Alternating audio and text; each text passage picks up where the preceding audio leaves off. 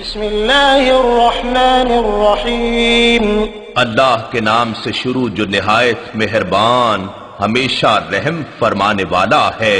Well للمطففین الذین اذا اکتالوا علی الناس یستوفون واذا کالوهم او وزنوهم یخسرون۔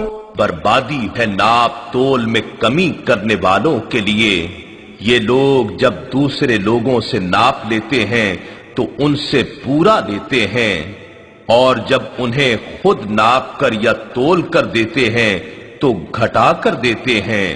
الا يظن اولئک انہم مبعوثون لیوم عظیم۔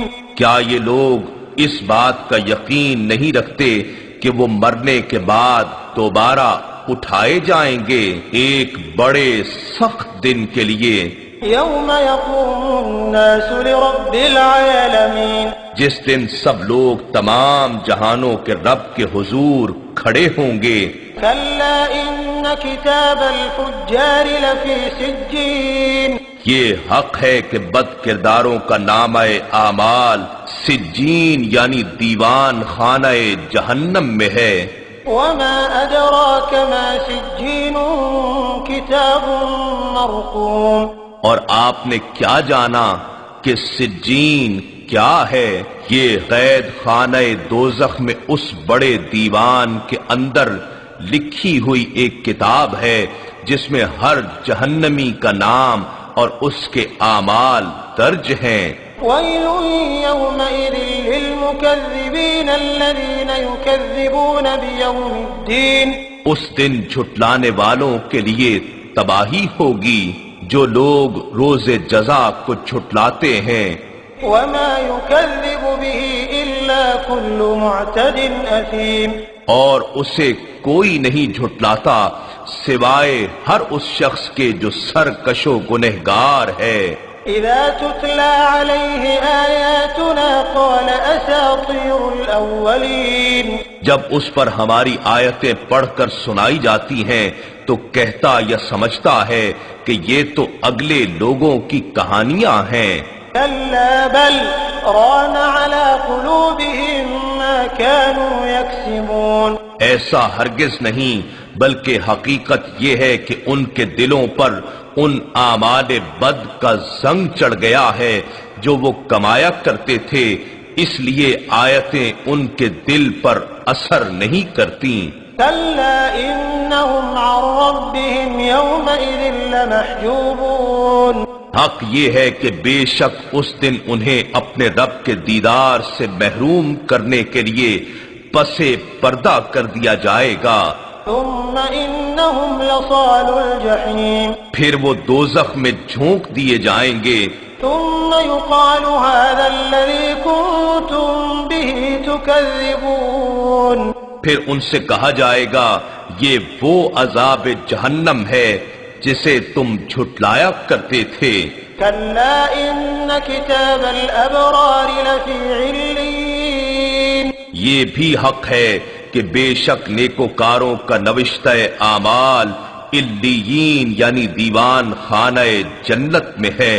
وما ادراک ما علیون، اور آپ نے کیا جانا کہ علیین کیا ہے؟ کتاب مرقوم یشہدہ المقربون، یہ جنت کے اعلیٰ درجے میں اس بڑے دیوان کے اندر لکھی ہوئی ایک کتاب ہے جس میں ان جنتیوں کے نام اور اعمال درج ہیں جنہیں اعلیٰ مقامات دیے جائیں گے۔ اس جگہ اللہ کے مقرب فرشتے حاضر رہتے ہیں۔ ان الابرار لفی نعیم علی الارائک ینظرون، بے شک نیکوکار راحت و مسرت سے نعمتوں والی جنت میں ہوں گے، تختوں پر بیٹھے نظارے کر رہے ہوں گے۔ تعرف فی وجوہہم نظرۃ النعیم، آپ ان کے چہروں سے ہی نعمت و راحت کی رونق اور شگفتگی معلوم کر لیں گے۔ یسقون من رحیق مختوم ختامہ مسک وفی ذلک فلیتنافس المتنافسون، انہیں سر بمہر بڑی لذیذ شراب طہور پلائی جائے گی، اس کی مہر کستوری کی ہوگی، اور یہی وہ شراب ہے جس کے حصول میں شائقین کو جلد کوشش کر کے سبقت لینی چاہیے۔ کوئی شراب نعمت کا طالب و شائق ہے، کوئی شراب قربت کا، اور کوئی شراب دیدار کا، ہر کسی کو اس کے شوق کے مطابق پلائی جائے گی۔ ومزاجه من تسنيم عينا يشرب بها المقربون، اور اس شراب میں آب تسنیم کی آمیزش ہوگی۔ یہ تسنیم ایک چشمہ ہے جہاں سے صرف اہل قربت پیتے ہیں۔